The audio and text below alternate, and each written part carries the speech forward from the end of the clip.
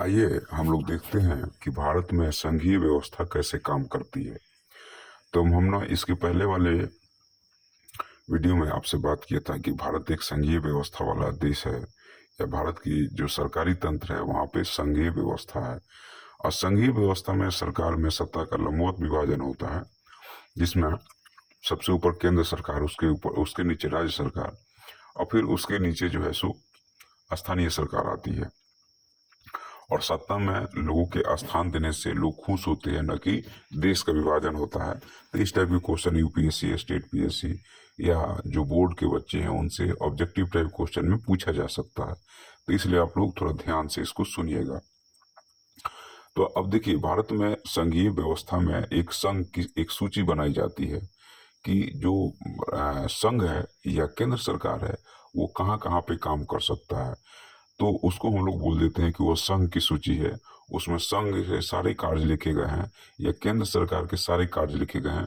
उस क्षेत्र में राज्य सरकार या स्थानीय सरकार हस्तक्षेप नहीं कर सकता है, और यह सूचीबद्ध किया गया है। मतलब यहाँ पे कंप्लीट सेपरेशन कर दिया गया है कि आपका ये काम है आप इसी में करेंगे, और आपका ये काम है आप इसी में करेंगे। लेकिन जब हम लोग आते हैं राज्य सरकार में, तो राज्य की सूची संविधान में लिख दी गई है। जैसे केंद्र की सूची में प्रतिरक्षा है, विदेश मामला है, बैंकिंग है, संचार है, मुद्रा है और राष्ट्रीय महत्व के विषय हैं। और इस पे कानून बनाने का अधिकार सिर्फ और सिर्फ राज्य सरकार को है। राज्य सरकार में राज्य सूची है जिसको संविधान में लिखा गया है, और इसमें पुलिस है, व्यापार है, वाणिज्य है, कृषि है, सिंचाई है, प्रांतीय और अस्थायी लोगों की महत्व के विषय इसमें डाले गए हैं, और इसको राज्य सूची कहा जाता है। और इस पे कानून बनाने का अधिकार राज्य सरकार का है। लेकिन अगर केंद्र चाहेगा तो इस सूची में भी कानून बना सकता है, और इसको जो है सो केंद्र और राज्य, मान लीजिए उस सूची में कानून बनाया है, लेकिन अगर वह कानून दो राज्य या तीन राज्य केंद्र से कहते हैं कि इस सूची पे आप एक बढ़िया कानून बनाइए, तो केंद्र उस पर कानून बना सकता है। तो इसमें कोई बाध्यकारी नहीं है। और केंद्र और राज्य दोनों अगर एक ही सूची पे काम कानून बनाए हैं, उस केस में केंद्र की जो कानून होगा वो ज्यादा प्रभावी हो जाएगा। जैसे पुलिस सुधार के लिए केंद्र भी काम करती है और स्टेट भी काम करता है, लेकिन मूलतः ये विषय किसका है? यह मूलतः विषय जो है सो स्टेट का है। तीसरा एक सूची आता है जिसमें दोनों के विषय, मतलब केंद्र भी उस पर कानून बनाता है और राज्य भी कानून बनाता है। इसको हम लोग बोलते हैं समवर्ती सूची।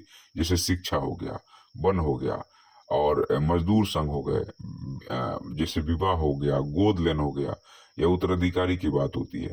तो इसमें दोनों कानून बनाते हैं, केंद्र भी कानून बनाता है और राज्य भी कानून बनाता है। लेकिन ज्यादा प्रभावी अगर केंद्र और राज्य दोनों कानून बना दिए हैं, तो ज्यादा प्रभावी जो है सो वो केंद्र का कानून होगा। राज्य के कानून को नहीं माना जाएगा कोर्ट में। बाकी स्टेट लेवल पे भी अगर केंद्र ने कानून बना दिया उसी चीज पे, तो राज्य के कानून जो है सो अप्रभावी हो जाएंगे, और केंद्र कानून जो है सो वहां पे लागू होगा। लेकिन किसी विशेष परिस्थिति में राज्य के कानून को राष्ट्रपति द्वारा मंजूरी मिल जाएगा, तो उस जगह पे केंद्र कानून अप्रभावी हो जाएगा उस राज्य में, और वहां पे राज्य के कानून ही फिर से ऊपर हो जाएगा। तो ये थोड़ी सी इसकी बारीकियां हैं जो कि यूपीएससी में पूछता है। 10वीं के बच्चों के लिए इतनी बारीकियां जानना जरूरी नहीं है। सिंपल है कि संघ सूची क्या होती है जिसमें संघीय विषय होते हैं, राज्य सूची क्या होती है जिसके राज्य के विषय, समवर्ती में दोनों के विषय। वीडियो पसंद आए तो सब्सक्राइब कीजिएगा। धन्यवाद।